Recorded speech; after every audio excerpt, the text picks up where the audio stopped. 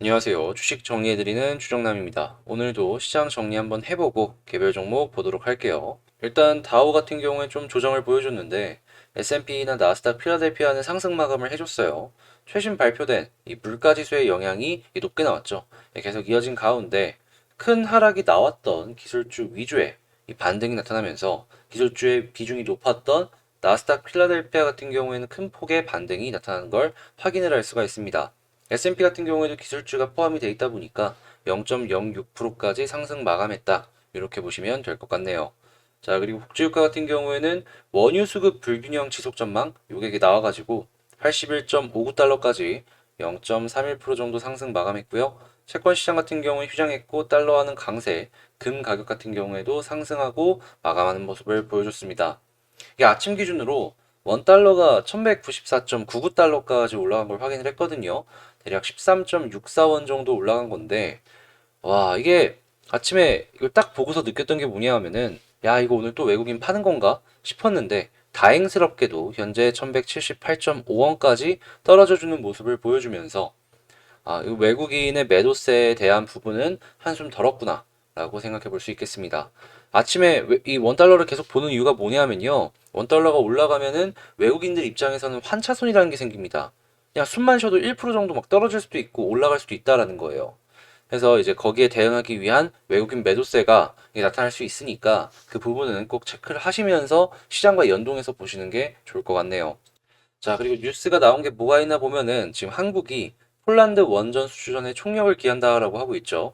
경쟁사보다 대략 30% 정도 싸게 짓는다라고 하는데 남는 게 있나 싶다가도 남는 게 있으니까 이렇게 하지 않나라는 생각을 해서 한국 쪽의 기술력을 다시 한번 생각해 볼 수 있는 내용인 것 같고요.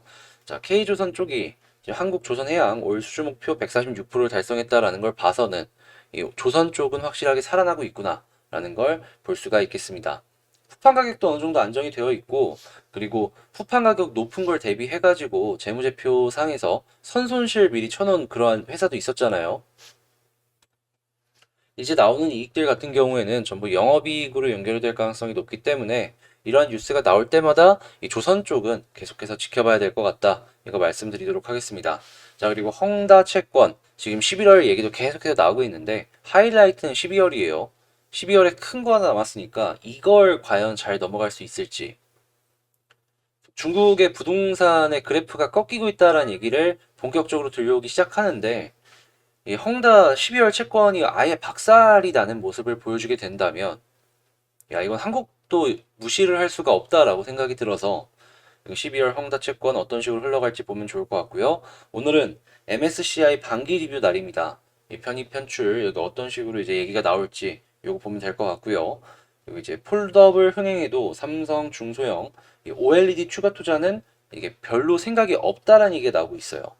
패널보다 예전에 모듈이 없어가지고 출하하는데 어느 정도 애로사항을 겪었다라고 해서요. OLED 쪽에 투자를 하시는 분들 같은 경우에는 특히나 장비 쪽 다시 한번 생각해 보시는 게 좋을 것 같네요.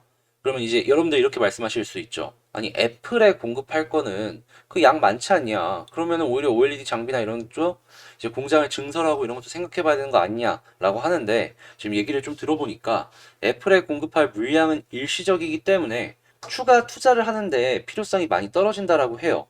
이 추가 투자 같은 경우에는 다른 대형 업체가 추가로 등장을 해야지 그때 이제 라인을 늘리거나 할 가능성이 높아지는 거지. 지금 당장 소재는 꾸준하게 증가할 수 있어도 장비 쪽은 다시 생각해 볼 타이밍이 아닐까.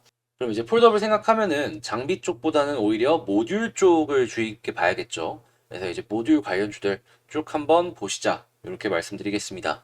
자, 이렇게 시장 정리 한번 싹 해봤습니다. 뭐 아시겠지만 시장 정리 이렇게 하는데 시간 많이 걸립니다. 구독, 좋아요 한 번씩 눌러주시고요. 댓글도 여러분들 원하는 내용 있으면 한 번씩 남겨주시면 그 부분에 대해서 참고하고 찍어보도록 할 테니까 많은 댓글도 한 번씩 부탁드리도록 하겠습니다.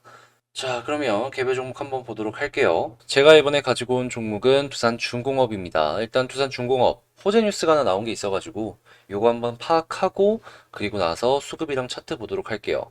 자, 두산중공업 3분기 영업이익 127% 증가. 이 내용을 좀 보자면 현재 이 3분기 누계 수주 같은 경우에는 전년 동기 대비 약 45% 증가한 3조 7,195억 원이다라고 하고요. 4분기에는 한림해상풍력과 네팔 수력발전 프로젝트 등 이게 반영이 될 예정이다라고 해요.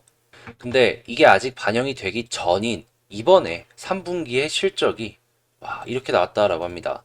전년 동기 806억 원 영업 손실에서 순이익 1126억 원까지 올라간 건데요. 회사가 점점 정상화로 차근차근 잘 가고 있구나 라는 걸 볼 수 있는 아주 좋은 뉴스가 이렇게 나온 것이 아닌가. 자, 그러면 두산중공업 수급을 한번 보도록 하겠습니다. 일단 두산중공업의 수급이 어떤 식으로 진행이 되고 있냐. 자, 지금 오늘만 하더라도 외국인이랑 기관이 동시에 매수를 진행해주고 있죠.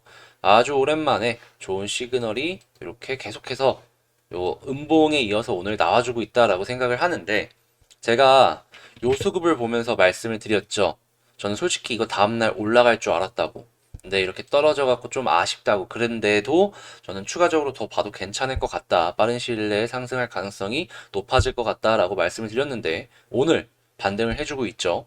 그런데 오늘도 이때랑 비슷한 이렇게 기관과 외국인이 동시에 사는 매수의 흐름이 기대가 되고 있습니다. 장 끝나고 확정치를 조금 더 봐야 되긴 하겠지만요. 지금 이 상황만 유지가 되어준다면 저는 이거 더 갈 것 같다라는 생각이 드는 게 왜 그럴까요?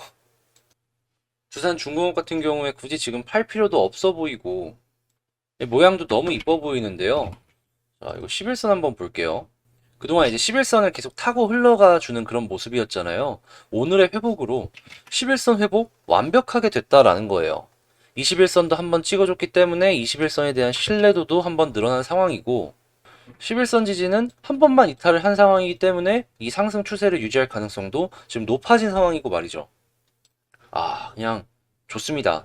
이거 작은 파동에 안 흔들리면은 뭔가 더 갈 것 같다라는 느낌이 들어요. 다만 요 지지라인 이탈 전까지는 계속 보는 게 맞기는 한데, 한 가지 걸리는 게 있다면 여기서 만약에 다음번 상승이 나올 때요, 이전 고점을 좀 확실하게 뚫어주는 모습이 안 보여지면은 헤드앤숄더가 나옵니다. 봉이 3개 생긴다라고 해가지고 산이 3개다, 삼산이라고 부르시는 분들도 있는데, 네, 이제 어깨, 머리, 어깨라고 해가지고 이제 헤드앤숄더로 많이 불리곤 하거든요. 보통 이런 모습 나오면 많이 빠지곤 해요. 그래서 다음번 상승이 나올 때 이전 고점을 확실하게 못 들어준다면 여기에서는 저라면은 절반 정리하고 나머지로 보지 않을까 싶습니다. 아래 지지라인이 확실하더라도 이런 시그널이 안 좋게 나오면은 그때는 피해가는 게 하나의 좋은 방법 중에 하나니까요. 자, 그러면 이제 여러분들께서 두산중공업 한번 보면 어떤 게 좋을까 한번 생각을 해보면, 이 위로 올라가기 시작하면 어디까지 얼만큼 올라갈지 이걸 주의 깊게 보자, 이렇게 정리해 볼 수 있을 것 같습니다. 자, 그리고 현재 위치는 매물대가 가장 두터운 자리죠. 개미들이 가장 많이 물려있는 자리인데, 자, 여기 위쪽으로 자리를 확실하게 언제쯤에나 잡아줄 수 있을지, 그걸 보는 것도 하나의 관전 포인트가 아닐까 싶네요. 근데 이렇게 매물 비어있는 빈 공간 매매하는 거 있잖아요. 여러 종목들 보시면서도 많이 보셨을 텐데, 보통 이러면은 한번 갈 때 많이 가긴 하는데, 이게 사람 감질나게 하는 건지, 아니면 진짜 못 가가지고 여기서 이게 주춤한 건지. 자, 짧게 보시는 분은 지지라인 10일, 길게 보시는 분은 20일 보시면 될 것 같고, 꼭 이거 넘어줄지 확실하게 요거 주의 깊게 보도록 합시다. 자, 그러면 두산중공업 여기서 종목 영상 마치도록 하고요. 제 영상 도움되셨다라고 생각을 하신다면 구독 그리고 좋아요 한 번씩 눌러주시면 감사하겠습니다. 그리고 제가 이제 다음 주부터 아마 멤버십을 시작을 할 거예요. 멤버십. 제가 실시간으로 보는 관심 종목을 이렇게 정리를 해가지고 한 15개로 해가지고 넣고 빼고를 이제 해가지고 영상을 업로드를 할 거거든요. 아마 이제 1일 1영상이 업로드가 될 텐데, 그냥 뭐 여기서는 매수 추천이나 매도 추천 뭐 이런 걸 드리는 건 아니니까, 그냥 얘가 보고 있는 실시간 관심 종목이 뭔지 궁금하다라고 생각을 하시는 분들이 있으면 그러신 분들이 들어와셔가지고 보시면 좋을 것 같고요.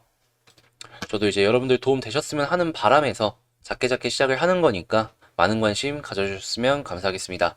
자, 그럼 저는 다음에 더 좋은 영상으로 다시 찾아뵙도록 할게요. 이상 주식 정리해드리는 주정남이었습니다. 감사합니다.